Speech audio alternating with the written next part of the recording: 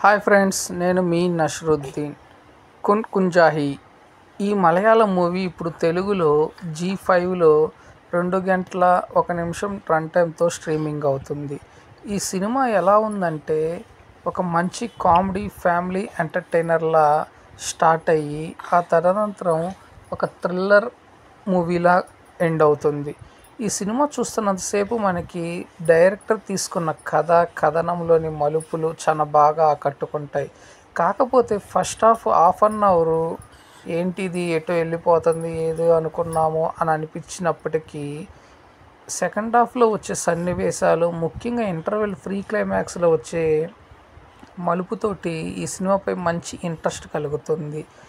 ఈ కూన్ కంజాహి cinema story line వచ్చేసి hero తన ఆఫీస్ ఛాంబర్లో కూర్చొని తన వైఫ్ తనది ఒక పర్సనల్ వీడియో చూస్తున్న టైంలో అనుకోకుండా ఐటీ రైడింగ్ అనేది జరుగుతుంది.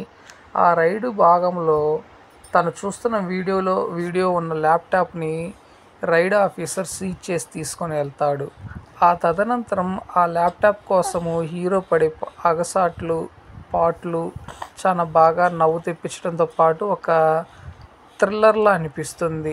అనుకోకుండా ఆ ల్యాప్టాప్ కోసం దొంగిలించడం కోసము ఆ ఆఫీసర్ ఫ్లాట్కి వెళ్ళటము, ఆ ఫ్లాట్లో దొంగలు పడ్డారని అతని వెంట కొంతమంది పడటము, ఆ తదనంతరము అనుకోకుండా వేరే ఫ్లాట్లోకి వెళ్ళి ఆ ఫ్లాట్లో సూసైడ్ చేసుకోవాలనుకుంటున్న ఆమె తాగే ఒక డ్రింక్ను తను తాగటము, ఆ తదనంతరము తన హాస్పిటల్లో జాయిన్ చేయటము, హాస్పిటల్లో జాయిన్ అయినాక పోలీసులు రావటం, ఆ పోలీసుల నుంచి చెప్పే కథ, ఆ తదనంతరం జరిగే మలుపులు చాలా అంటే చాలా ట్విస్టులతో డిఫరెంట్గా చాలా బాగా ఆవిష్కరించాడు డైరెక్టర్. ఈ సినిమా చూస్తున్నంతసేపు ప్రతి 20 మినిట్స్కి ఒకసారి కొత్త ట్విస్టు, కొత్త మలుపుతో ఉంటుంది. కాకపోతే ఆ మలుపులు కొంతమేర మనం ఎక్స్పెక్ట్ చేసినట్టే అనిపించినప్పటికీ కథనము నేరేట్ చేసిన విధానంతో మంచి ఆకర్షణ, మంచి అభిప్రాయం కలిగేలా ఉంటుంది స్టోరీ లైను. చూస్తున్నంతసేపు ఫన్తో పాటు నెక్స్ట్ ఏమవుతుందని ఒక ఇంటెన్సిటీ అనేది క్రియేట్ చేయగలిగాడు డైరెక్టర్. సో ఓవరాల్గా చూసుకున్నట్లయితే ఫస్ట్ హాఫ్ కొంతమేర సోసో లాగిన సెకండ్ హాఫ్లో మట్టికి చాలా అంటే చాలా బాగా ఆకట్టుకుంటుంది.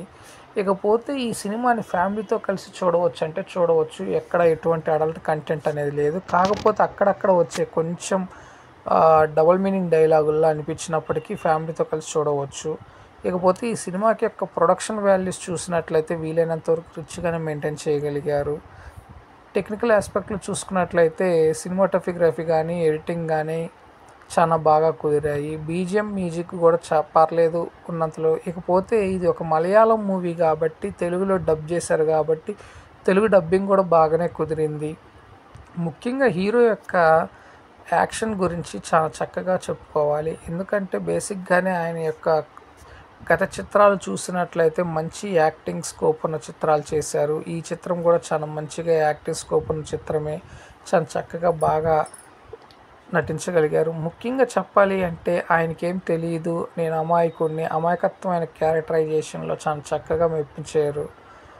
సో ఈ సినిమా ఓవరాల్గా చూసుకున్నట్లయితే ఓటీటీ జీ5లో కాబట్టి నేను ఇచ్చే రేటింగ్ అవుట్ ఆఫ్ 5లో 2.1. సో ఫ్రెండ్స్, నేను ఇచ్చే రివ్యూ అనేది మీకు నచ్చినట్లయితే నా ఛానల్ సబ్స్క్రైబ్ చేసుకోండి. నా ఛానల్ పేరు వచ్చేసి టీఎస్ఎం బ్లాగ్. Thank you. నేను మీ నష్రుద్దీన్.